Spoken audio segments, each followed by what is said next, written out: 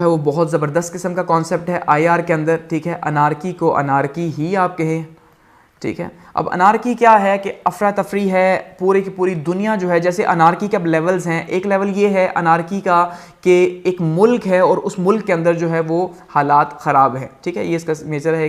तो अब मुल्क के अंदर हालात ख़राब हैं, जैसे आप कहें तो पाकिस्तान के अंदर भी शायद अनारकी है किसी न किसी लेवल के ऊपर, कि वहाँ पे आप देखें किस तरह से जो है ना अपोजिशन या गवर्नमेंट आपस में लड़ती हैं, वहाँ पे सूबों के आपस में किस तरह से लड़ाई होती है, एक सूबा दूसरे के साथ, दूसरा दूसरे के साथ। तो ये अनारकी को, क्योंकि अब जब सेंट्रलाइज गवर्नमेंट या इंटरनल सोवरेनिटी जहाँ पे चैलेंज होगी तो वहाँ पे वो अनारकी ही होगी, स्टेट ऑफ अनारकी, जहाँ पे जो दो गवर्नमेंट चलेंगी या गवर्नमेंट को एक ग्रुप नहीं मानेगा। इसी तरह से आप इसकी सबसे बड़ी एग्जांपल अफगानिस्तान की ले सकते हैं, मिडिल ईस्ट की ले सकते हैं, ठीक है, यानी कि शाम और इराक की आप ले सकते हैं कि वहाँ पे क्या है, किस तरह से अनारकी है कि वहाँ पे गवर्नमेंट्स तो मौजूद हैं लेकिन उनका वजूद नहीं, लोग उनको मानते नहीं, एक बहुत बड़ा ग्रुप जो है उनके अगेंस्ट में है। इसका मतलब क्या है, वो अपनी हुकूमतें बना के बैठे हैं। तो यही अनारकी इंटरनल एक मुल्क के हवाले से।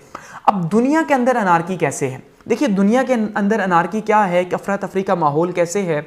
आप एज्यूम करें कि एक दुनिया है और इसके अंदर जो है वो बहुत से ममालिक हैं, ठीक है। अब जब यहाँ पे बहुत से ममालिक हैं तो अब क्या होगा कि अब जब देखा जा रहा है कि यार यहाँ पे भी अफरा तफरी, यहाँ पे भी अफरा तफरी, यहाँ पे भी, तो अब क्या होगा, कोई मुल्क जो है वो अपने आप को स्ट्रॉन्ग करने की कोशिश करेगा कि यार कहीं पे अटैक ना हो जाए, क्योंकि ये भी कीमियाई हथियार बना रहा है, इसके पास भी असला मौजूद है, इसके पास भी पावर है। तो इसका मतलब मुझे जो है ये मुल्क ये सोचता है, ठीक है, लेट्स सपोज ये ए कंट्री है और ए कंट्री ये सोचता है कि यार ये जो डी कंट्री है ये मेरे लिए थ्रेट है, क्योंकि इसका अपने आप कंट्रोल तो है नहीं, ये भी खाम में जो है मुझसे छुप की चीज़ें बना रहा है, अपने आप को पावरफुल कर रहा है, तो ये किसी भी टाइम पे अटैक कर सकता है मुझके ऊपर, ठीक है। या इसी तरह से ये यहाँ पे जो सी कंट्री है ये अटैक कर सकता है। तो अब ये क्या करेगा, खुद को बिल्ड करना शुरू कर देगा, ठीक है, खुद की पावर को बढ़ाएगा। जैसे हमने बैलेंस ऑफ पावर में बात की थी, तो वहाँ पर क्या होगा, ये अपनी ताकत को बढ़ाएगा।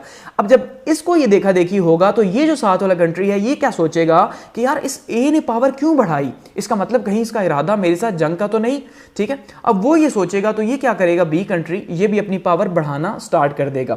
अब जब बी ने बढ़ाई तो ए और बढ़ा देगा, बी और बढ़ा देगा। अब जब यहां इनकी देखा देखी, यहां पे एक कंट्री है, ठीक है, एक ई कंट्री, जब वो देखता है कि यार ये दोनों अपनी पावर बढ़ा रहे हैं तो कहीं मुझे तो थ्रेट है इसके साथ, तो मैं भी अपनी पावर बढ़ाऊं, ये भी अपनी पावर बढ़ा देगा।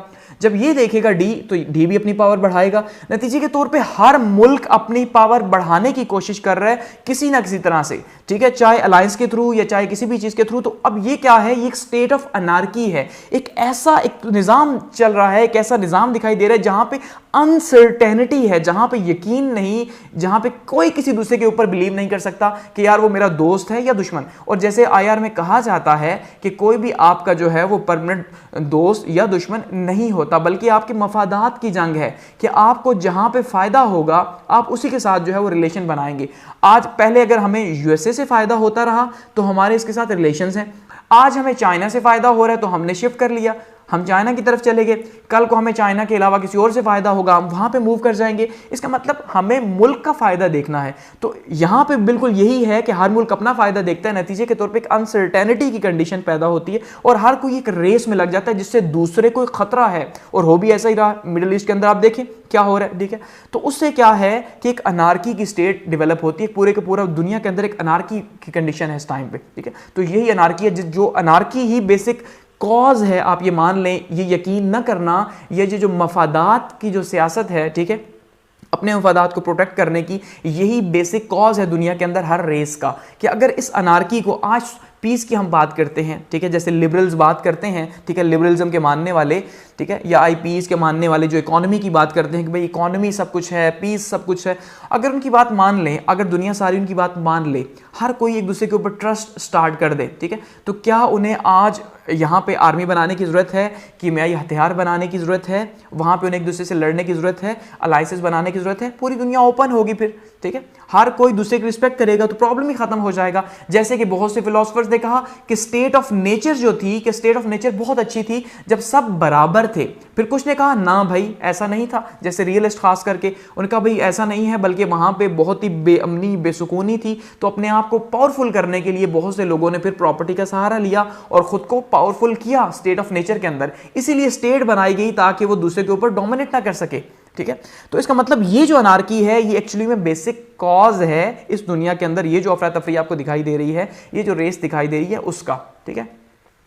और इसी तरह से असले की रेस है, फिर असले की रेस बनेगी, हर मुल्क जो है वो असला, अब देखिए यूके की बात की जाए, यूएसए की बात की जाए, रशिया की बात की जाए या फ्रांस की बात की जाए, तो ये वो मुल्क हैं जो असले की रेस में सबसे आगे हैं। और इन्हीं की वजह से फिर जब दूसरे ममालिक देखते हैं, वो इनसे खरीदते हैं, अलाइंसेस करते हैं, अपने बनाते हैं, तो एक पूरे का पूरा एक जो सिस्टम है वो चेंज हो जाता है।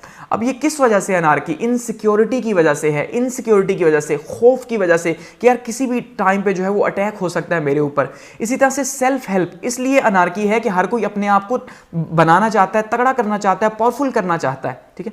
ट्रस्ट डिफिकल्टी है कि भाई कोई दूसरे के ऊपर ट्रस्ट नहीं कर सकता, बिलीव नहीं कर सकता कि वो क्या करने वाला है आने वाले टाइम के अंदर। सिक्योरिटी डिलेमा, जैसे मैंने कहा कि भाई सबसे इंपॉर्टेंट यही है कि भाई क्या है कि भाई रियलिस्ट ये मानते हैं कि आज के दौर में सबसे इंपॉर्टेंट चीज़ सिक्योरिटी है, तो आपको हर टाइम खुद को प्रोटेक्ट रखना चाहिए कि आज अगर इंडिया खुद को जो है वो पावरफुल करता है तो पाकिस्तान का भी राइट है खुद को पावरफुल करे, ठीक है। तो ये एक सोच है। इसी तरह से इसके नतीजे के तौर पे क्या हो रहा है, आर्म रेस पैदा हो रही है, ठीक है।